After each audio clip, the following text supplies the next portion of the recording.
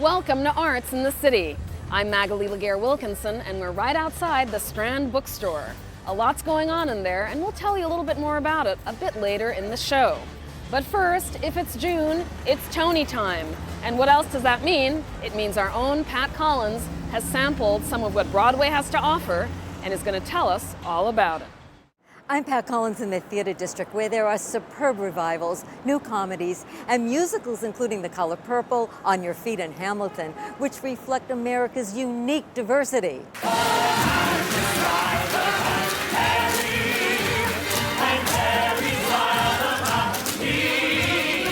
Shuffle Along pays homage to the original 1921 musical, which was the first Broadway show with an all-African-American cast and behind-the-scenes creative team.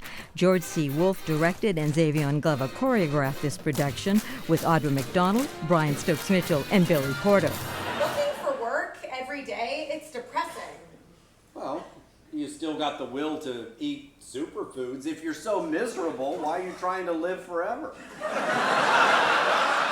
The Blake family's Thanksgiving dinner at their youngest daughter's Chinatown apartment is the setting for the critically acclaimed The Humans, which addresses the fears of middle-class Americans facing an uncertain financial future.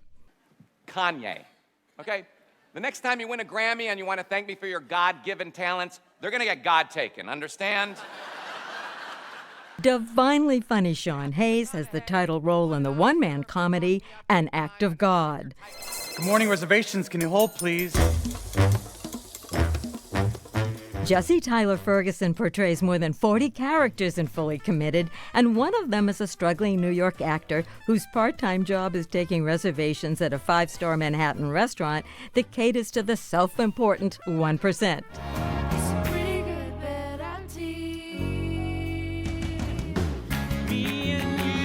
Jessie Mueller, the key ingredient in Waitress, bakes divine pies and dreams of leaving her small southern town, where everyone knows your problems, and with a brutish husband, a lover, and an unexpected pregnancy, she has plenty of them. The sun is gonna shine again. The sun is gonna shine again. Steve Martin and Edie Brickell collaborated on the bluegrass score for Bright Star, about young love, loss, and redemption.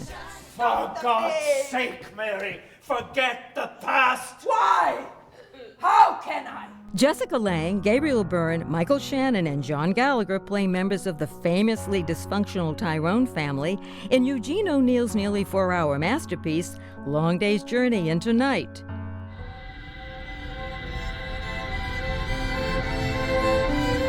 Saoirse Ronan, Sophie Okonedo, and Ben Whishaw co-star in Arthur Miller's The Crucible, as timely now as it was when it debuted on Broadway in 1953.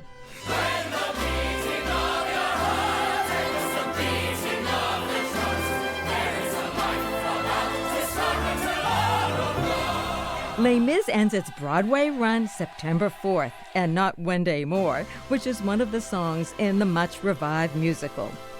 Jane Krakowski, Laura Benanti, and Zachary Levi bring their celebrated talents to the Roundabout Theatre Company's revival of She Loves Me. The plot merrily revolves around two quarreling sales clerks who are unaware that they are each other's passionate pen pals.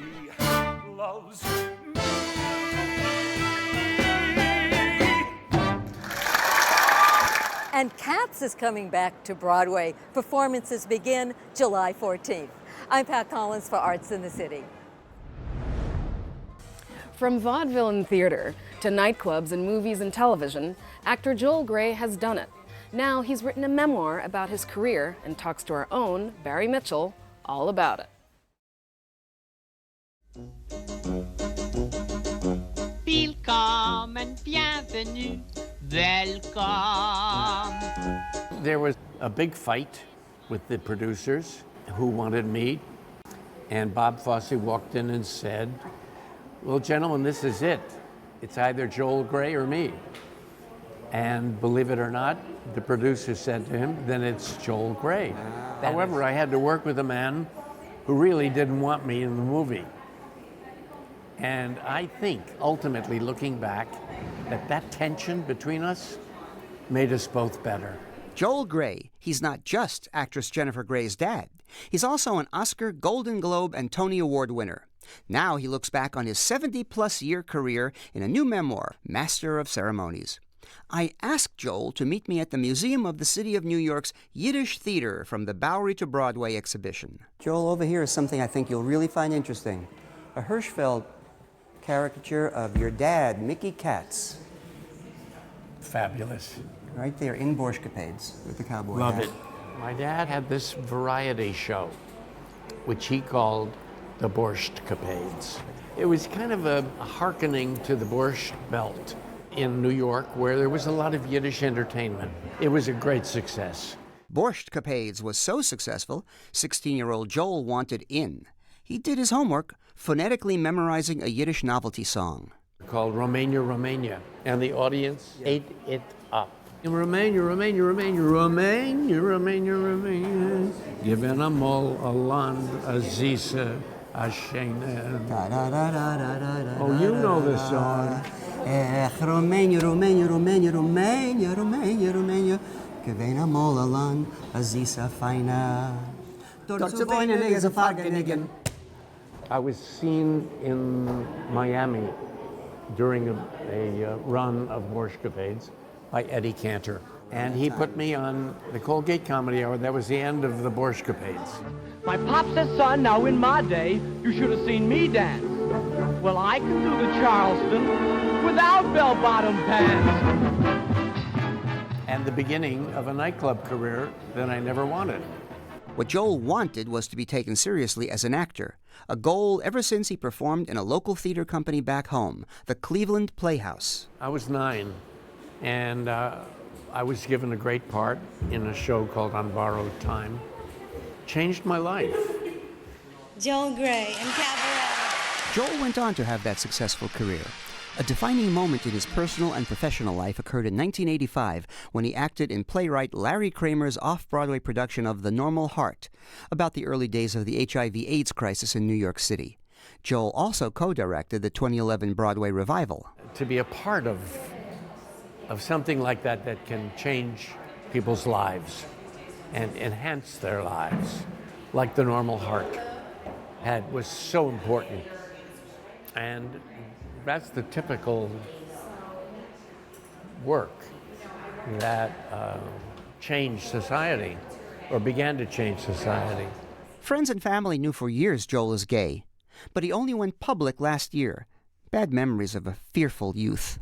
It's a very, very deep story, especially when it begins in the 40s,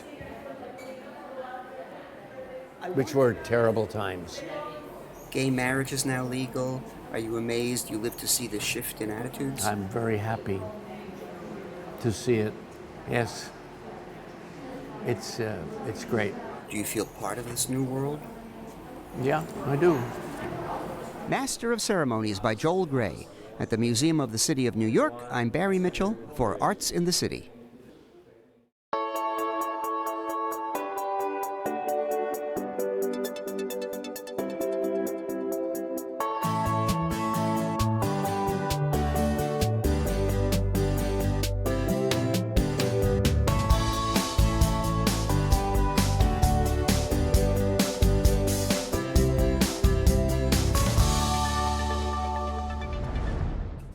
What happens when you combine tap, ballet, and modern dance into one dance company?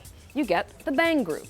And Lisa Beth Kovitz visits with Dave Parker as he prepares to celebrate the Bang Group's 21st anniversary gala. The Bang Group, a theatrical rhythm-based dance company, is celebrating its 21st year in New York City. Based on the work of choreographer Dave Parker, the Bang Group promotes a vision of seemingly disparate dance forms united by a common purpose. What's that purpose? It seemed to me through my training in many different kinds of dance, in tap and ballet and postmodern dance, that there were tribes of dancers around each form. And there was no tribe within my imagination and my body. I wanted to bring them together on stage in my work. Tribes are kind of cultures, civilizations that grow up around each form, and they breed their own rules, their own ethics, and their own aesthetics. And sometimes they seem to each person practicing them inviolable. So in breaking down those tribal habits and judgments, I thought that these forms could mingle in a way where you can barely tell one from the other. Most professional ballet dancers start their training at 12 and end their careers while many of us are still trying to figure out what we want to be when we grow up. In his 50s, principal dancer Jeff Kazin is still stunning on his toes. Are you magic? Well, no, but I am 52. I didn't start till I was 18, so right away I get all that much more time added on. I've been very, very lucky that I've not been injured in any major way. And also, the work that we do is varied and keeps the pressure systemically throughout, so that I'm not just battering individual portions of my body at any time. It's sort of an overall wear and tear. It helps with longevity. A lot of your work seems to be about the sound of dance. I wanted to give the dancer a voice, the body a voice, not just the voice from the throat, but the whole body a voice. And that involves also more than just the feet, more than just tap, and more than just those metal sounds on the floor. So I've spent the last 2 decades exploring different ways that people in movement can be heard as well as seen. A lot of the rhythms tap into what I feel is a primal satisfaction that you can hear as well as physicalize, and it's thrilling when it comes together. There were a few dancers in vaudeville and early Hollywood films who did toe tapping, tapped on point. But what they did was such a weird looking form, it was kind of a stunt. And I wanted to see if I could extend that musically and sonically by using the toe shoes as percussive instruments. Not many people know that it's even possible to tap on point. How do you do it? How do you do it? It's a lot of just practice. You have to kind of retrain where your weight is. I grew up doing ballet. I grew up going to a ballet boarding school in North Carolina and did many, many years of Nutcracker, many years of Sleeping Beauty, different ballets. But this is like a complete challenge to reconfigure your whole body, your whole weight change. Yeah. If you've never seen the Bang Group, one of the best places to start is in their yearly holiday show, Nutcracked. Nutcracked is my comic subversive neo-vaudeville version of the Nutcracker. It's been a phenomenon for us. Our 14th season is already booked for next year. My intention was to make the kind of Nutcracker that truly belonged to the world I came from in dance in New York, so that it's a Nutcracker that is experimental, that makes no assumptions about gender or no conventional assumptions about gender. It has its basis in rhythm. It also has equally flights of classical dance, fantasy, and irreverence, and it was something that I did because I love the traditional Nutcracker, but I couldn't find my way into it without making my own. How do you keep a company together in New York City for 21 years? Love. They love me. Notice the laughter. Why is that funny?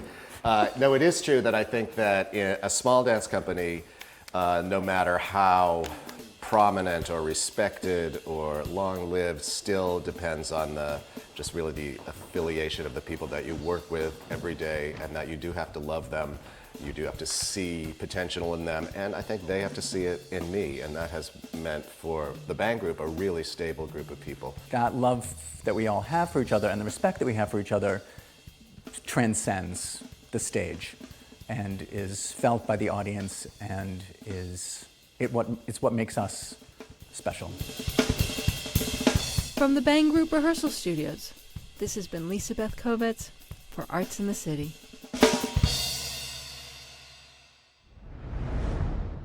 Something quite out of the ordinary is taking place at the Noguchi Museum.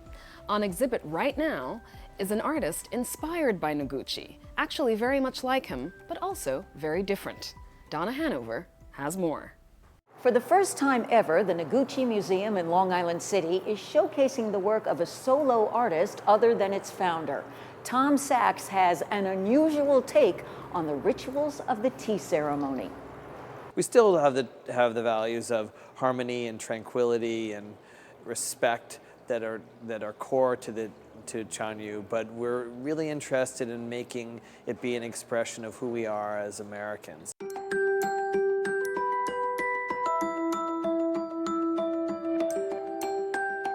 Here we have shoburu, which means portable tea ceremony kit for the use in the month of May.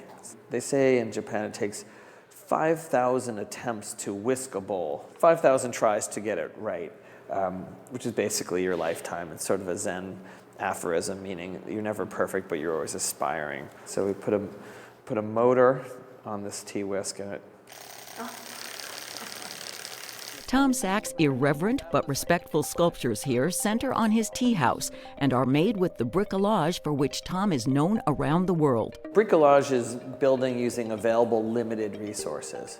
Well, this bonsai is bronze. It's made of 3,500 individual castings. The branches are made of toilet paper tubes and toothbrushes, and the leaves are made of, or the petals or the pines are made out of Q-tips and tampons. Senior curator Dakin Hart explains more about the use of humble materials, citing Tom's piece that echoes a traditional stone lantern.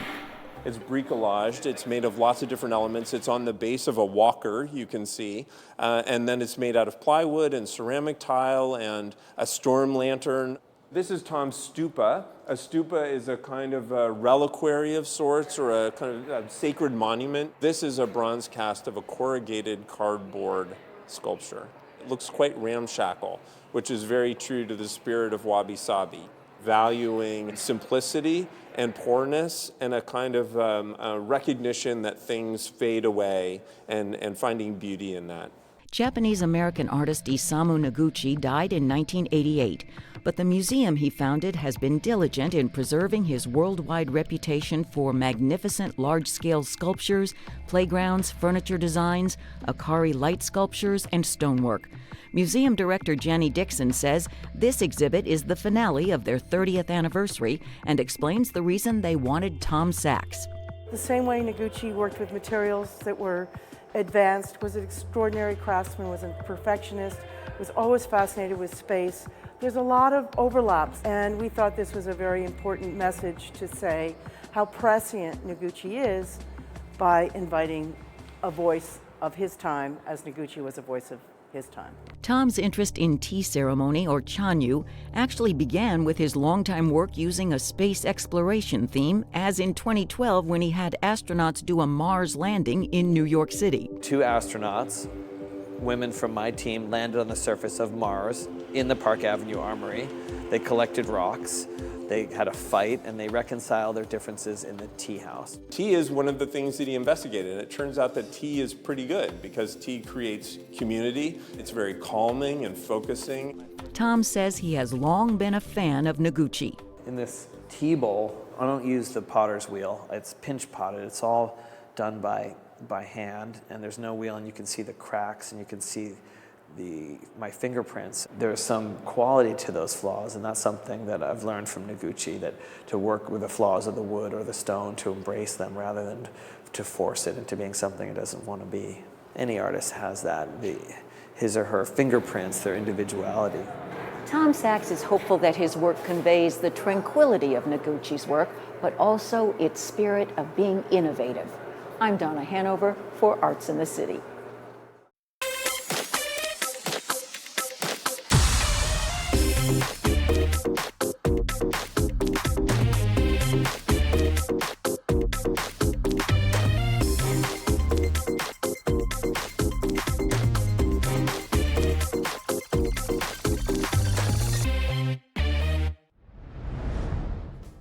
Whether you prefer a small lounge or a large arena, New York City is a great place for different art forms.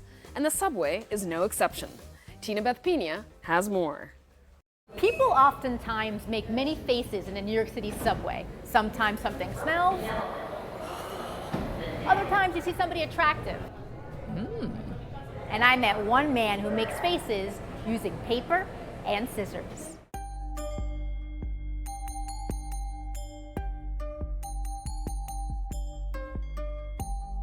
I think it's immensely impressive and fascinating that he's able to just do that with scissors. This is incredible because it's a mini stencil, so and he's using the scissors. It's just amazing. Meet Ming Liang Lu, or Magic Ming, the only self-described facial paper portrait cutter in the world. Nobody makes art, it's only me. just me.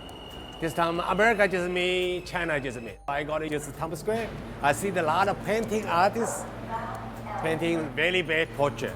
I say, oh, you just draw it, looking no nice. Maybe I cut it nice. Ming, who was born in Shanghai, started studying calligraphy with his father at 5 years old. Since then, he's mastered stone sculptures and stamp seal carvings. He credits his paper cutting talents to his years of art training. A lot of paper cutting artists sometimes draw it first. Draw it, something painting, and knife cut it. I just see it. My stick, just stick one side, two side, three side, four side. Inside a little bit up.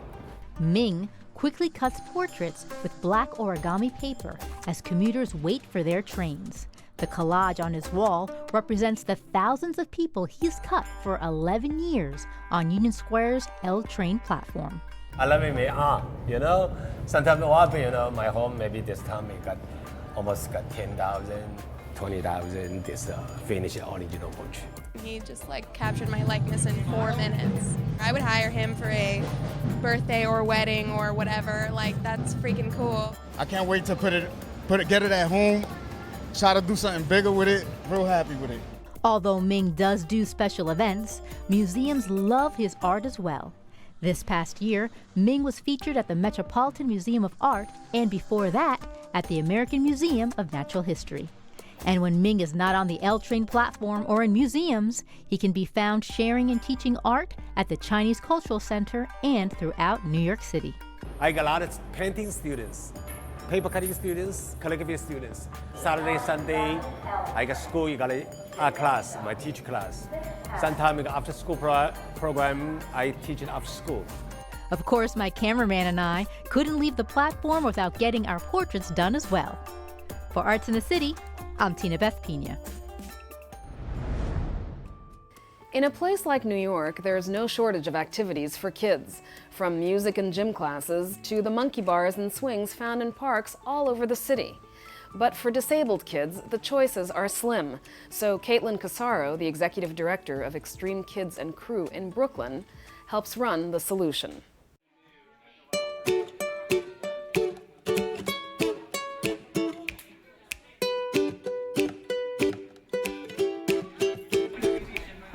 I'm a mom of a child with autism, and when I first came here, I didn't have to worry about kind of these sideways glances by other parents or the idea of like, oh, why isn't this mom controlling her child? Everything was just okay, and that was really freeing, and in a sense, it made me love and appreciate Shane the way I wanted to as a mother and was having difficulty doing.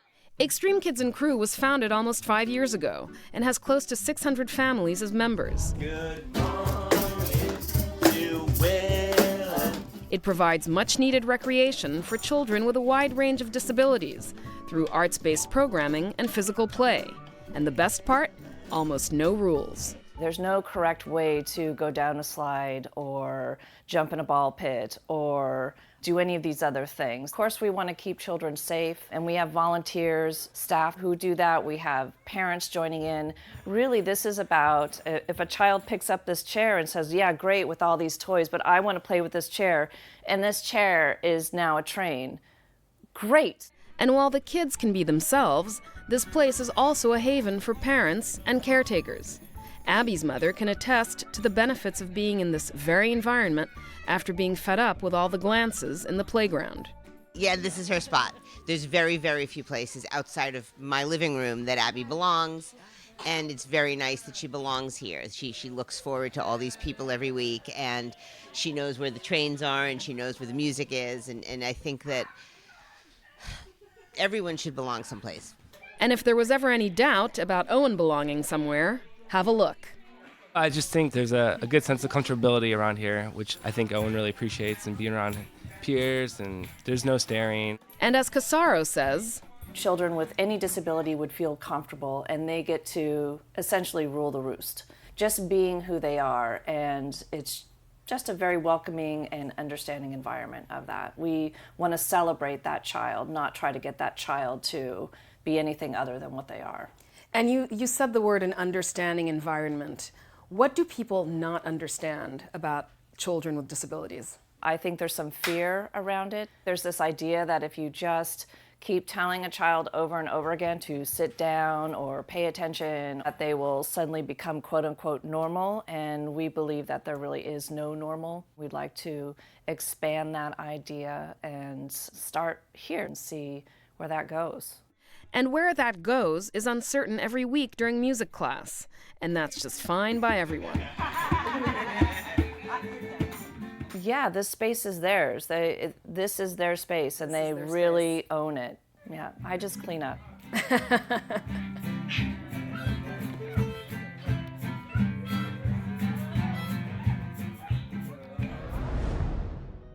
The wonderful Strand Bookstore is New York City's legendary home to 18 miles of new, rare, and used books. With 4 vast floors, you can find any kind of book here for your summer reading, from the latest bestsellers, arts in any category, to stories for children, rare books, and more. Also, don't miss the Strand's events with top authors. If you're looking for that great spot for reading, or simply want to get away from all the madness of the city, we've got some ideas for you in today's Hidden Gems of New York.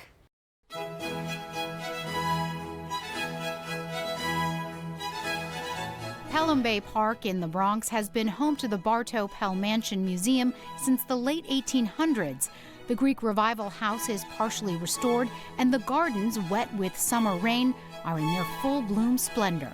Enclosed by evergreens, the stone walls and wrought iron gates surround terraced lawns, bluestone paths, and a reflecting pool.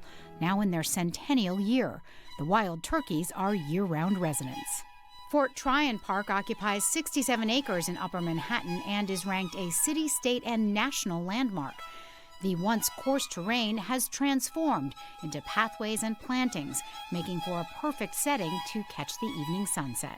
Hudson Street in Lower Manhattan is home to the Church of St. Luke in the Fields, whose welcoming gardens are one of the most distinctive and admired in the city.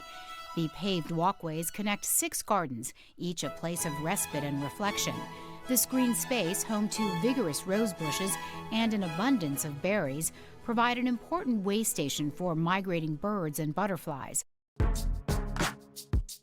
If it's a people park you seek, head to Jamaica, Queens, where Curtis 50 Cent Jackson partnered with Bette Midler and the New York Restoration Project to transform a hardscrabble space into a thriving community garden.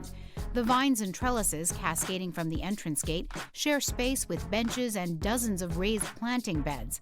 Large funnels capture rainwater to help irrigate the 1.5-acre space, designed with an eye toward form and function. The 50 Cent Garden is open 9 to 5 every day.